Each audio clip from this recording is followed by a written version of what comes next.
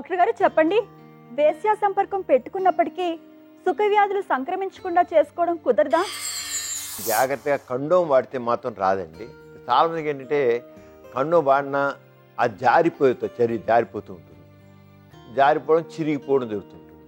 దాదాపు 20% కేసెస్లో జారిపోవడమో, చిరిగిపోవడమో, ఇంకోటి అవ్వడం ఉంటుందన్నమాట. అందువల్ల జబ్బులు వస్తుంటాయి. మరి కండోమ్ చక్కగా పైదాకా తొడగాలండి. కండోమ్ ముందు తొడగడం నేర్చుకోవాలి. ఏదో కొంచెం సగం తొడిగేసి ఊరుకుంటారు. సగం తొడిగినప్పుడు మాత్రం వాళ్ళు స్ట్రోక్స్ ఇస్తుంటే అది జారిపోతుంటుంది. అంచేత బాటం చివరికి ఆ టిప్ వరకు పైదాకా చేయాలన్నమాట. తొడగాలి. తొడిగితే అది జారిపోవడం ఉండదు.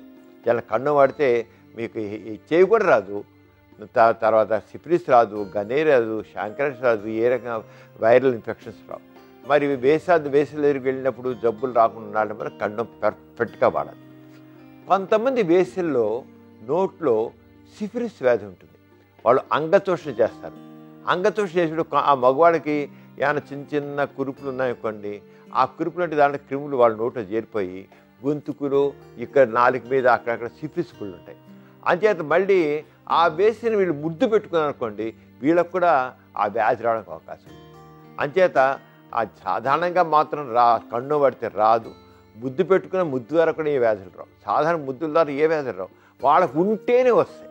ఎయిడ్స్ వ్యాధి తేలిగ్గా ముద్దు ద్వారా రాదు. ముద్దు ద్వారా ఎయిడ్స్ వ్యాధి మీద రాదు, కానీ హెర్పిస్ సింప్లస్ తేలిగ్గా వస్తుంది, సిఫిలిస్ తేలిగ్గా వస్తుంది.